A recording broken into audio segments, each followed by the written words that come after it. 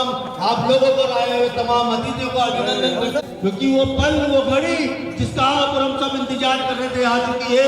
हमारे बीच में वो व्यक्तित्व आ चुका है जो कार्यकर्ताओं की आन बान और शान के लिए मरने मिटने को तैयार होता है। वो व्यक्तित्व, वो लीडर जिसने इस कांग्रेस को प्राण वायु दी है। आज इस पूरे कोटा का कांग्रेस का कार्यकर्ता बड़ी उम्मीद लगाकर परम आदरणीय प्रहलाद गुंजल जी की तरफ देख रहा है।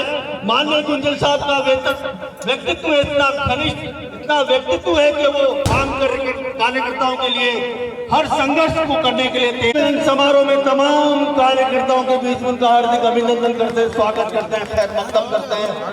और आप तमाम लोगों से मैं निवेदन करूंगा अपना स्थान ग्रहण करें। युवाओं की जान, कांग्रेस की जान, आप और हम सब की आन बान और शान परम आदरणीय प्रहलाद गुंजल जी हमारे बीच पहुंच चुके। हम सभी का और उनका तहे दिल से अभिनंदन करते हैं, स्वागत भाई साहब, बहुत स्वागत। आज के मुख्य अतिथि आदरणीय प्रहलाद जी गुंजल साहब को तो वो आए और कार्यकर्ताओं को संबोधित करें।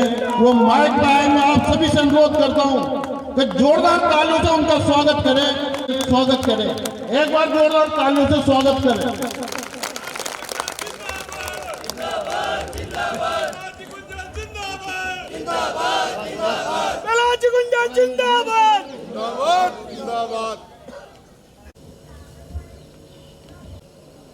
सुल्तानपुर क्षेत्र के गांव से आए हुए कार्यकर्ता भाई और बहनों,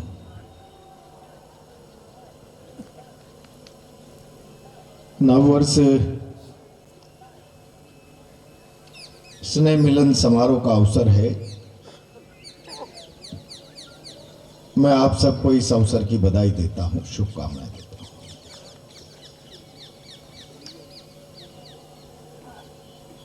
हमारे यहाँ पर नया साल आता है, महीनों तक नववर्ष मिलन समारोह मनता है।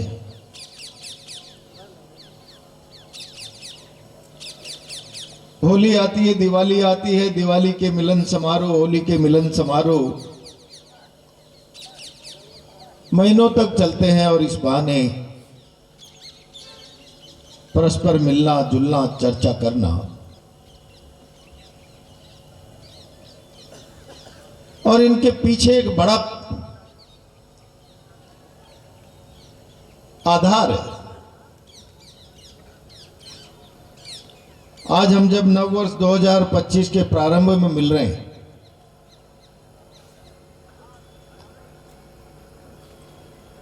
और नए वर्ष की जब एक दूसरे को शुभकामनाएं दे रहे हैं, तो हमारे पास 2024 के एक साल का लंबा, कड़ा, अच्छा बुरा अनुभव है। और उस अनुभव के आधार पर हम जब स्नेह मिलन में बैठे परस्पर चर्चा और संवाद का कार्यक्रम कर रहे हैं,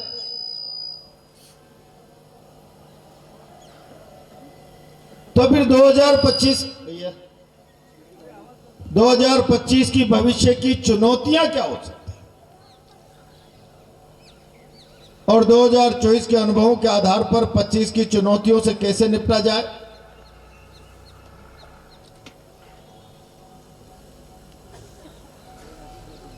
यह हमारे लिए बहुत गंभीर सवाल है।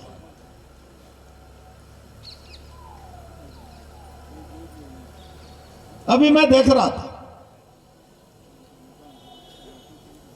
मेरे पहले जिन तमाम वक्ताओं ने अपना अपना भाषण किया,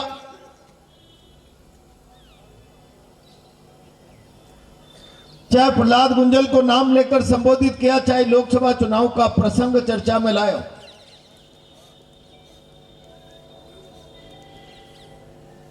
और दोनों प्रसंगवश चर्चा करते समय जब नए साल में आपके बीच में खड़ा हूं, कांग्रेस का नया मेंबर होने के नाते अपने परिवार के बीच में खड़ा, तो एक बात जिम्मेदारी के साथ कहना चाहता हूं, बहुत जिम्मेदारी के साथ। भाई डिस्टर्ब मत।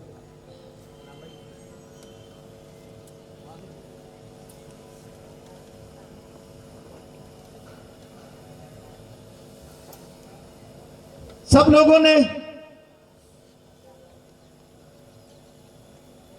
अपने अपने तरीके से बात रखी।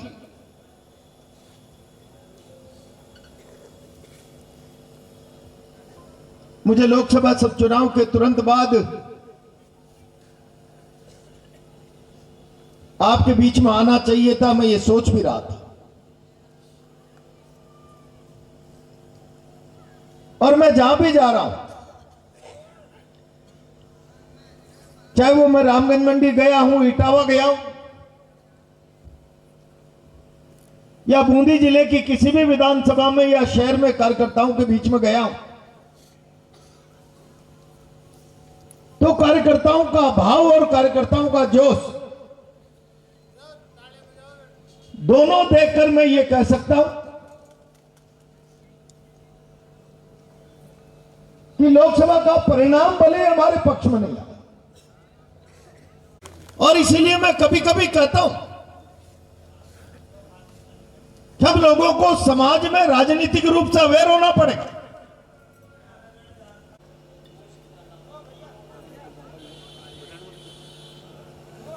अपने क्षेत्र के लोगों को झूठे झांसे और झूठे वादों पर लगातार गुमराह करने का प्रयास किया और प्रयास नहीं किया। मुझे अच्छी तरह याद है कि 2014 का पार्लियामेंट का चुनाव जब बिरला जी लड़ रहे थे और उसके बाद जब 2014 में उनकी जगह खाली होने पर विधानसभा का दक्षिण का चुनाव हुआ, तो सार्वजनिक रूप से मंच पर उन्होंने स्वीकार किया, घोषणा की, मैं अगले 4 साल में अगर कोटा के लिए नया एयरपोर्ट नहीं ला पाया तो मैं चुनाव नहीं लड़ूंगा, और अगर सरकार ने एयरपोर्ट नहीं चलाया तो मैं बिरला एयरलाइंस चला दूंगा। ये तो सारा सवाल शहर पूछता ही होगा, पर यह सच है कि वो बिरला एयरलाइंस चला सकते,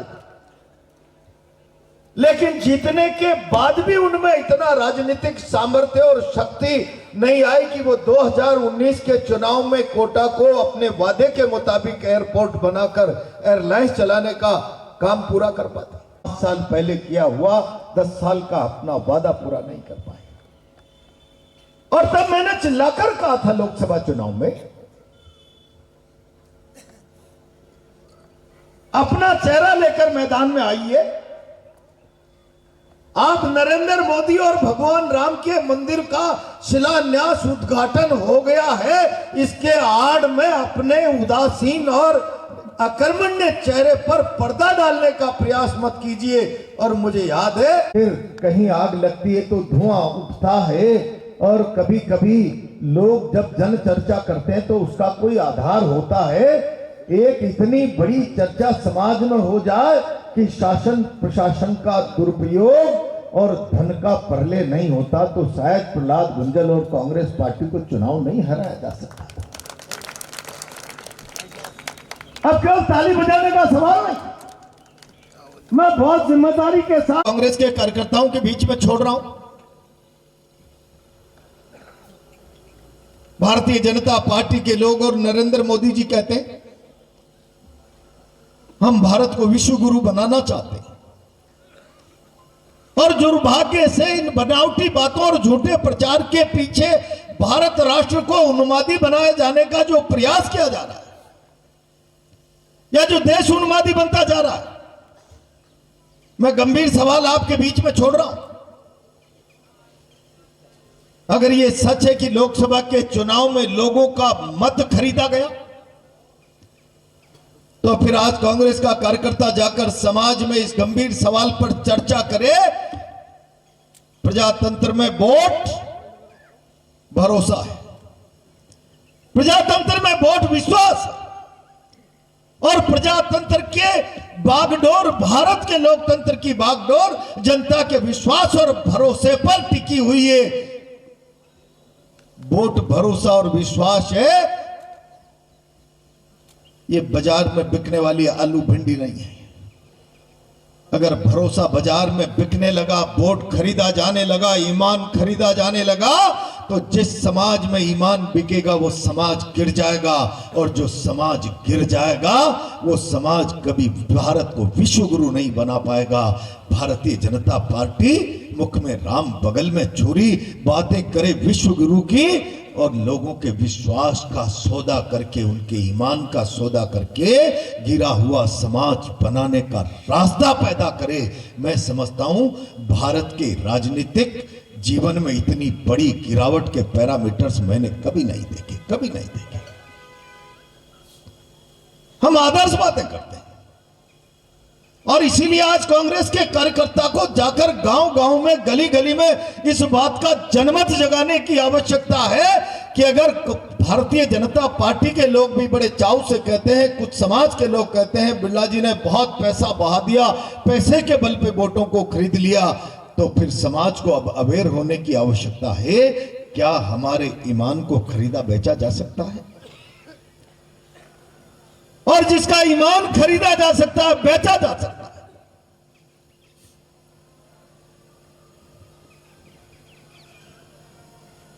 उस समाज का क्या होगा? उस जीवन का क्या होगा जिसके ईमान की कीमत है?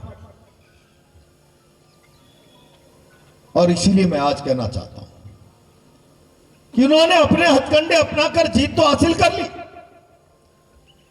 लेकिन जीत हासिल करने के बाद, सत्ता में आने के बाद एक अजीबो गरीब किस्म का डर सता रहा है। लोगों के बीच में जाएंगे,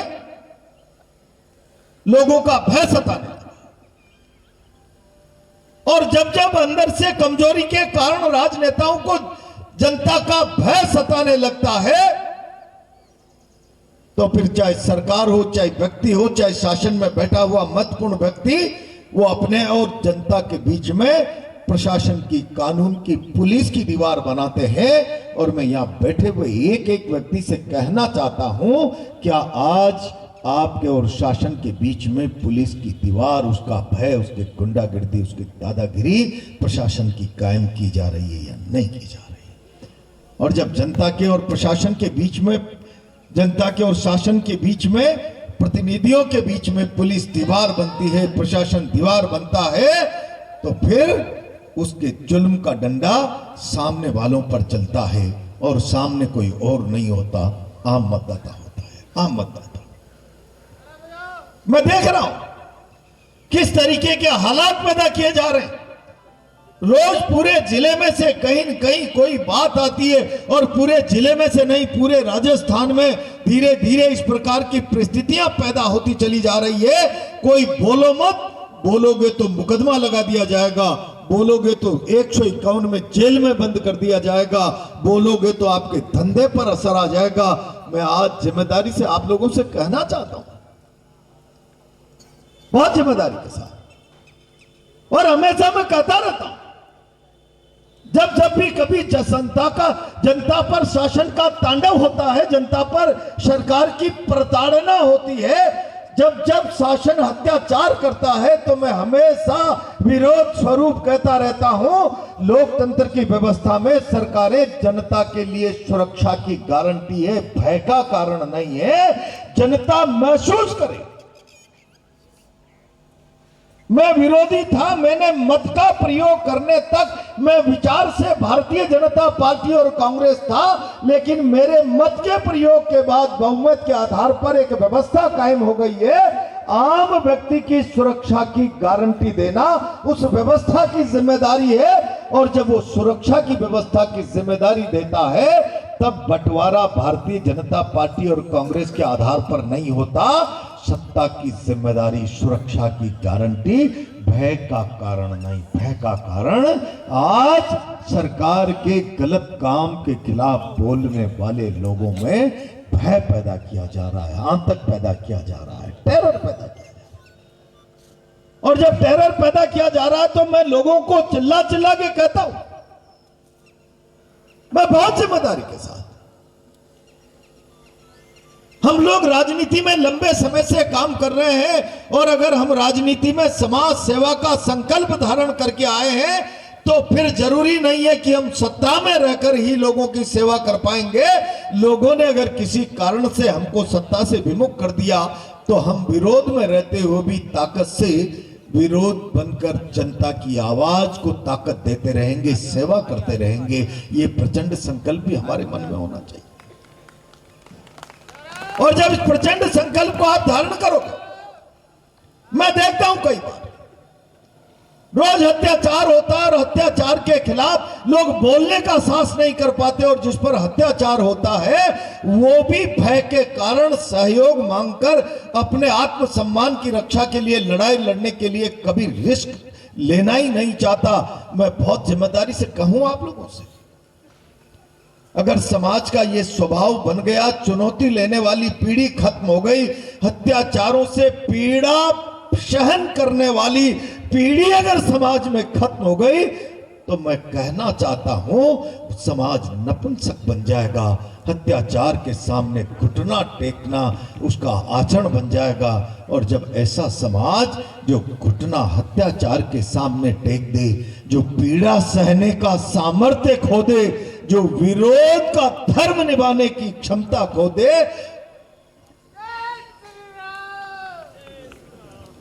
वो समाज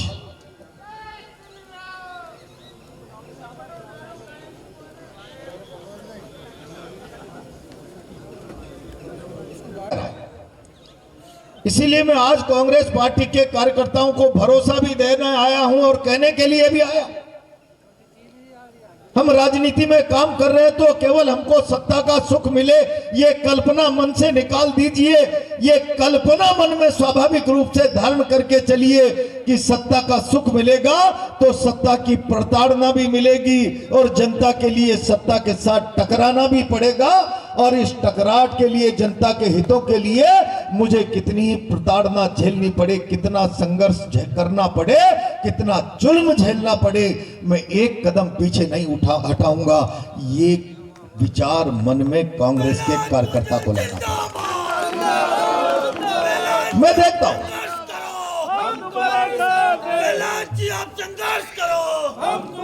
मैं देखता हूं क्या मैं असत्य वाचन कर रहा हूं? इस प्रकार का विचार रखने वाली पीढ़ी समाज में से खत्म होती जा रही है।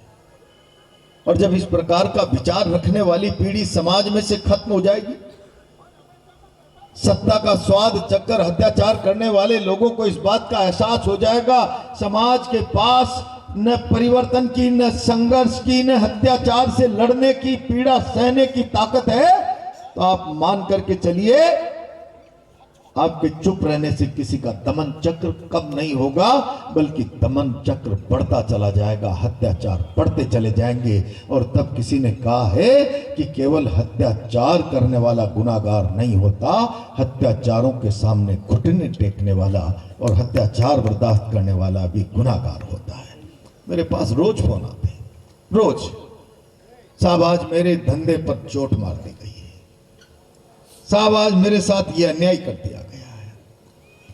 चुन चुनकर एक एक को टारगेट करके नीचा दिखाना, हताश करना, निराश करना, उसको अपने सोच के उस मुकाम पर ले जाकर खड़ा कर देना कि राजनीति में मैं काम कर रहा हूं विरोधी दल में, इस कारण मेरे और मेरे परिवार के आर्थिक संसाधनों पर भी, रोजगार पर भी खतरा आ गया है। ये परंपरा जो राजनीति में कायम की जा रही है, कांग्रेस के कार्यकर्ता को अपने कार्यकर्ता के, जनता के साथ साथ अपने कार्यकर्ता के हितों की रक्षा के लिए भी कंधे से कंधा मिलाकर लड़ने की वृत्ति तैयार करनी पड़ेगी, लड़ने की आदत है।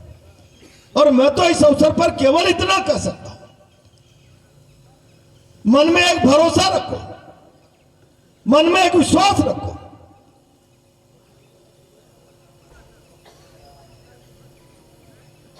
चाहे परिणाम कुछ भी हो, कांग्रेस के कार्यकर्ता के साथ अगर सत्ता ने नाजायज जाति करने का प्रयास किया, जुल्म करने का प्रयास किया, तो कांग्रेस का कार्यकर्ता ईंट से ईंट बजा देगा, एक कदम पीछे नहीं हटेगा। यह विश्वास मन में धारण करने की आवश्यकता है। जिंदाबाद जिंदाबाद जिंदाबाद। मैं आज आप लोगों से एक बात जिम्मेदारी से कहना चाहता हूं। अगर आप लोग चुप बैठे, कांग्रेस पार्टी का कार्यकर्ता मौन धारण करके बैठा, या उसने अपनी मौन को तोड़कर समाज हित में काम करना प्रारंभ नहीं किया, मौजूदा हालात और परिस्थितियों को लेकर देश को अवेयर करने का प्रयास नहीं किया, तो ये परिस्थितियां देश के अनुकूल नहीं। मैंने चेचट में कार्यकर्ताओं को संबोधित करते हुए कहा था, देश किस दिशा में जा रहा है। ये मुल्क आजाद हुआ और मुल्क आजाद होने के बाद अंग्रेजों ने धर्म के आधार पर इस मुल्क के दो टुकड़े कर दिए। एक को हिंदुस्तान बना दिया, एक को पाकिस्तान बना दिया। पाकिस्तान मुस्लिम राष्ट्र होगा, हिंदुस्तान में हिंदू राष्ट्र होगा। और जब आजादी के बाद भारत के प्रधानमंत्री जवाहरलाल नेहरू अमेरिका के राष्ट्रपति ट्रूमैन के पास गए और ट्रूमैन ने पूछा, 750 सालों की गुलामी से थका हुआ भारत अमेरिका से क्या सहयोग चाहता है। तब भारत के प्रधानमंत्री जवाहरलाल नेहरू का बड़ा सवाल था कि अगर अमेरिका भारत के बारे में चिंता करता है, भारत को सहयोग देना चाहता है, तो आज भारत की जरूरत अमेरिका जैसी टेक्नोलॉजी, आईआईटी जैसे संस्थानों की है। आज भारत की जरूरत एम्स जैसे मेडिकल उपचार की है। आज भारत की जरूरत चिमनियां धुआं उगलते हुए कल कारखानों की है। आज भारत की जरूरत जो अमेरिका से गेहूं उधार लेकर अपना पेट पालता है, हरित क्रांति और आत्मनिर्भरता की जरूरत है। हमको इस दिशा में सहयोग दिए जाने की आवश्यकता है। और उसके बाद जब पाकिस्तान के प्रधानमंत्री राष्ट्रपति जिन्ना मिलने के लिए गए, यही सवाल अमेरिका ने उनसे पूछा, तो उन्होंने कहा बाकी तो सब हम कर लेंगे, लेकिन धर्म के आधार पर, कट्टरता के आधार पर दो देशों का बंटवारा हुआ है। ये रिवेंज कहां तक जाएगा? हमें लड़ने के लिए बारूद और असला चाहिए। आप हमको बारूद और असला दीजिए, बाकी सब हम कर लेंगे। आजादी के बाद पाकिस्तान को बारूद और असले की भाषा सिखाने वाले जिन्ना की नीतियों के कारण आज पाकिस्तान कहां खड़ा है, ये सारा हिंदुस्तान आत्मचिंतन करे। और आजादी के बाद धर्मनिरपेक्षता, सामाजिक सद्भाव, आईआईटी, एम्स, भाखड़ा, नांगल और औद्योगिक क्रांति का विजन देने वाले नेहरू के कारण आज भारत दुनिया की 5वें नंबर की शक्ति बनकर बैठा हुआ है। और मुझे तकलीफ है कि आजादी के 75 साल का अमृत महोत्सव मन रहा। आजादी को 75 साल हो गए, अमृत महोत्सव मना रहे। भारत के लोकतंत्र में परिपक्वता आनी चाहिए, उसकी सहिष्णुता और संवेदनशीलता का दायरा इतना विस्तारित होना चाहिए क्या गरीब अमीर की संवेदनाओं से घाई पड़ जाए।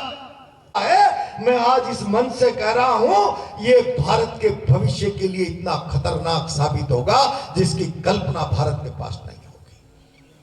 भारत के पास नहीं। और ये साधारण स्थितियां नहीं, ये केवल नारों से और केवल उन्माद से मतों तक सीमित नहीं बचे। आप जाइए, ये जहर स्कूलों में पहुंच गया है, विद्यार्थियों में ये राग द्वेष बढ़ता चला जा रहा है।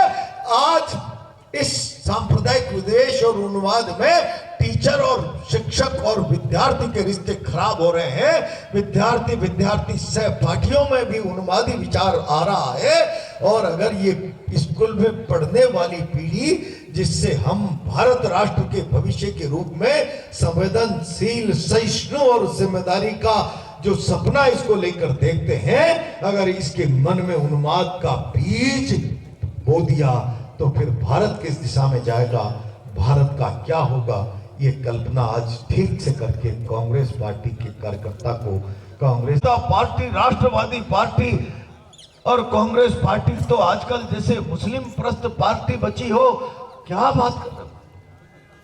मैं आज कांग्रेस पार्टी के कार्यकर्ताओं से कहना चाहता हूं, भारतीय जनता पार्टी के लोगों, ये जो राष्ट्रवादी विचार की, राष्ट्रवादी पार्टी की बात तुम कर रहे हो, कांग्रेस का राष्ट्रीय आंदोलन ही राष्ट्रवादी विचार बनकर इस मुल्क के जहन में मुल्क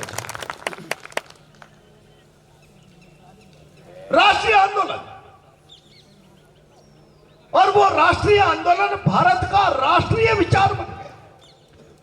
अब अधीनता नहीं चलने वाली है। देश में उग्रपंथ बना दिया है। ये देश के लिए खतरे के संकेत है, खतरे के संकेत। और इसलिए कांग्रेस के कार्यकर्ता को दृढ़ता के साथ कहना क्या आप कितना ही उन्माद पैदा करिए, आप कांग्रेस को अपने विचार से इस भारत के आम नागरिक को जो संवेदनशील सहिष्णु है, जो इस राष्ट्र के बारे में चिंतित करता है, अपने मूल विचार से उसको विचलित नहीं किया जा सकता। आज तो ऐसा लगता है जैसे कोई सारा सब कुछ इस मुल्क की आजादी की लड़ाई से लेकर राष्ट्रीय आंदोलन से लेकर न जाने कितना, मोदी जी कभी कभी कहते हैं कि शब्दों का देश के सामने उल्लेख करो, बखान करो। अगर आप झूठ बोलकर 151 में जेल जाना भी उपलब्धि के रूप में प्रचारित कर रहे हो, तो फिर आप इतनी नैतिकता बरतिए। इस मुल्क की आजादी के लिए जवाहरलाल नेहरू ने अपनी जवानी के 9.25 साल अंग्रेजों की जेल में बिताए। अंग्रेजों की 9.25 साल अंग्रेजों की जेल में रहे, जवानी के 9.25 साल ताकतवर सरकार से लड़ते रहे, सविनय तरीके से अवज्ञा करते रहे, लड़ते रहे, और आज सवाल खड़े कर रहे हैं। क्या किया ने का लोहा बनाकर अमेरिका जैसे राष्ट्र की संस्थाओं और व्यवस्थाओं पर भी कब्जा करने का सामर्थ्य जुटा चुका है। क्या किया नेहरू ने? मैं कह रहा हूं मोदी जी, ये किया नेहरू ने, ये दो राष्ट्रपति, और आप उन्मादी बनाते देश को, हवा के वेग में बहाना चाहते हैं, कहां ले जाना चाहते हैं? मैं कहता हूं कम से कम भगवान के लिए शर्म करो, अपना योगदान तो इस मुल्क को बताओ। केवल सांप्रदायिक विद्वेष की भाषा बोलो, हिंदू और मुसलमान की ये राजनीति का आधार नहीं हो सकता। आप पाकिस्तान के जिन्ना की भाषा के नजदीक भारत को ले जाने का प्रयास करो, लेकिन आप इस बात का भी भरोसा कर लो, पाकिस्तान और पाकिस्तान के विचार को ताकत देने वाली सारी दुनिया थक गई, सारी दुनिया थक गई। जिस राष्ट्रीय आंदोलन और राष्ट्रीय विचार के आधार पर भारत में प्रजातंत्र आया, उस प्रजातंत्र को इन 60-70 सालों में अगर तो तमंचों की भाषा, सांप्रदायिक विद्वेष की भाषा भारत के प्रजातंत्र के लिए चुनौती नहीं बन सकती। इंदिरा गांधी का बलिदान हुआ तो तमंचों की भाषा भारत के लोकतंत्र को झुका नहीं सकती। राजीव गांधी का बलिदान, ऐसी बुनियाद, ऐसी विरासत कांग्रेस पार्टी के पास, संसार में किसी राजनीतिक दल के पास इतनी लंबी बुनियादी विरासत ना, और इतनी बड़ी ताकतवर बुनियादी विरासत के बाद भी हम विचारधारा की दृष्टि से पराश्रित हो जाए, विचारधारा की दृष्टि से जैसे कोई हम खाली है। और इसीलिए मैं यहां बैठे हुए एक एक कार्यकर्ता को कहना चाहता हूं, राजनीतिक विरासत पर गर्व करो, जिम्मेदारी के साथ गर्व करो, और गर्व करके आगे बढ़ो। क्या बिरला जी और भजनलाल की, मोदी शाह की सरकार की ईडी की धमकी, 151 और छोटा सा व्यवसाय बंद करा देने की धमकी हमारी राजनीतिक इच्छा शक्ति और विचार का कत्ल नहीं कर सकती। हम उस गांधी नेहरू की कांग्रेस का हिस्सा हैं जिन्होंने इस मुल्क की आजादी के लिए, महात्मा गांधी ने केवल संघर्ष करते करते उनको जाना पड़ा है। ऐसी मजबूत राजनीतिक विरासत का कार्यकर्ता थका हुआ, हारा हुआ कार्यकर्ता की तरह अपना आचरण करे, भयभीत कार्यकर्ता की तरह आचरण करे, तो फिर या तो आप में वैचारिक चिंतन का अभाव है, या फिर आप अभी कांग्रेस विचार को अपने साथ अंगीकार नहीं कर पाए हैं, आत्मसात नहीं कर पाए हैं। मैं उस विचार का हिस्सा हूं जिस विचार ने राष्ट्रीय आंदोलन से राष्ट्रीय विचार देकर एक राजनीतिक धारा देश में खड़ी की, जिसने 70 सालों की 750 सालों की गुलामी से थके हुए कमजोर भारत को आज हिंदुस्तान को ये बताने की आवश्यकता है, मोदी जी आप 1250-1300 करोड़ के हवाई जहाज में यात्रा कर रहे हैं, जिसमें सारे एंटी डिफेक्ट वो कौन कौन से सिस्टम, एंटीवायरस नहीं, एंटी मिसाइल, सारे सिस्टम, पर आपको शायद ये अंदाजा नहीं है कि आप जितनी कीमत के हवाई जहाज में घूम रहे हैं, जितने करोड़ की कारों में घूम रहे हैं, जब जवाहरलाल नेहरू ने इस मुल्क का पहला बजट पेश किया था, तब 2-4 कारें भी आप जिसमें घूम रहे उस बजट में नहीं खरीदी जा सकती थी। उस विषम परिस्थितियों से भारत को आज मनमोहन सिंह तक, नेहरू से लेकर कोई ताकत और रास्ते पर आई है तो कांग्रेस पार्टी उसकी नीतियां और उसका विचार लेकर आया है।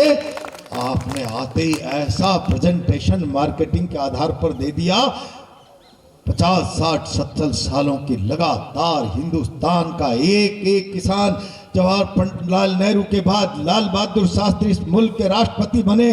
बहुत सारे बुजुर्ग लोग जानते होंगे, अमेरिका से कोई राता बाजा मोटा बाजा कौन सा गेहूं आता था, गेहूं बंद होने की स्थिति आ गई। लाल बहादुर शास्त्री ने उपवास का लोगों को आग्रह करने के साथ आह्वान किया, जय जवान और जय किसान।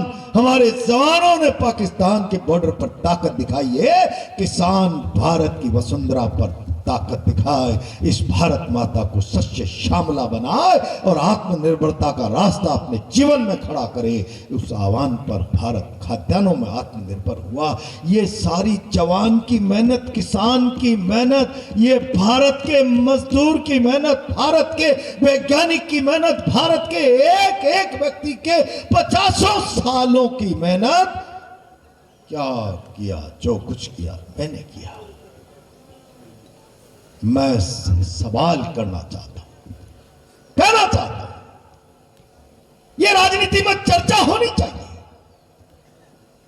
ये भारत के प्रधानमंत्री का स्टेटमेंट क्या था, मेरे पहले भारत में क्या किया मेरे पहले भारत के लोगों ने, ये केवल राजनीतिक आधार पर कांग्रेस पर हमला नहीं है, ये भारत के नौजवान की 25-50 साल 65 साल की उस संकल्प शक्ति का अपमान है जिसने भारत को ताकत दी। उस पसीने की बूंदों से धरती को शस्य श्यामला बनाकर, उर्वरा बनाकर भारत को आत्मनिर्भरता के रास्ते पर लाए, उस किसान के पसीने और परिश्रम का अपमान है। उस मजदूर ने अपनी छाती जलाकर कल कारखानों में धुआं उगलकर भारत की बेकारी को रोजगार के सुअवसर में बदलने का प्रयास किया। 50 सालों की उसकी मेहनत और इंजीनियर की मेहनत का अपमान है। क्या था मेरे पहले, क्या था मेरे पहले? सारे भारत का अपमान है, सारे भारत का अपमान। और कोई व्यक्ति सारे भारत का अपमान करे और सारा भारत मौन धारण करके ताली बजाता रहे, तो मुझे तो लगता है, मैं नाम भूल रहा हूं, एक विदेशी व्यक्ति ने कहा, सारा मीडिया मेरे अधीन कर दो, मैं पूरे देश को भेड़ चाल भेड़ बना दूंगा। क्या यही तो नहीं हो रहा है? और अगर यह भी हो रहा है तो यह चुनौती है भारत के सामने, यह चुनौती है सबके सामने। और इस चुनौती से लड़ने के लिए एक एक कांग्रेस के कार्यकर्ता को प्राण से जान की बाजी लगाकर भी लड़ने का मन बनाना पड़ेगा। मैं यूं ही कांग्रेस नहीं हूं, मैं एक विचार को जीता हूं, जिस विचार ने 750 सालों की गुलामी से भारत की मुक्ति का रास्ता बनाया था। वो विचार, मैं आपको भरोसा दे रहा हूं, मैं हार से विचलित नहीं हूं। आप मान करके चलिए, मैं कांग्रेस के कार्यकर्ता ने जितनी जान की बाजी लगाकर जिस जुनून के साथ मेरी जीत का सपना देखा था, मैं कृतज्ञ हूं, आभारी हूं, ऋणी हूं। हारे हैं तो कुछ कमियां हमारी रही है, सब जानते हैं, सब जानते हैं, दूर करेंगे उन कमियों को भी। लेकिन मैं कांग्रेस के कार्यकर्ता को कह रहा हूं, कभी पीड़ा आए, तकलीफ आए तो घर में चुपचाप घुट घुट कर मत झेलना, आवाज देके देखना, जहां तुम्हारा पसीना गिरेगा प्रहलाद गुंजल अपना खून बहा देगा।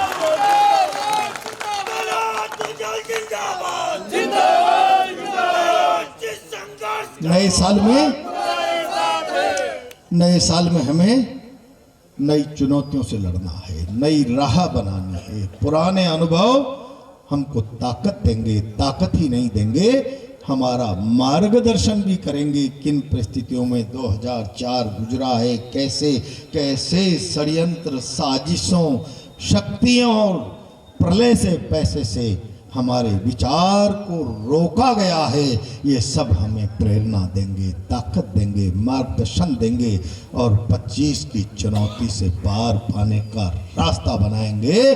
और हम चुनौती के रूप में देखेंगे, कांग्रेस को मजबूत करेंगे, पंचायत राज हमारा होगा, नगर पालिका का आने वाला समय हमारा होगा।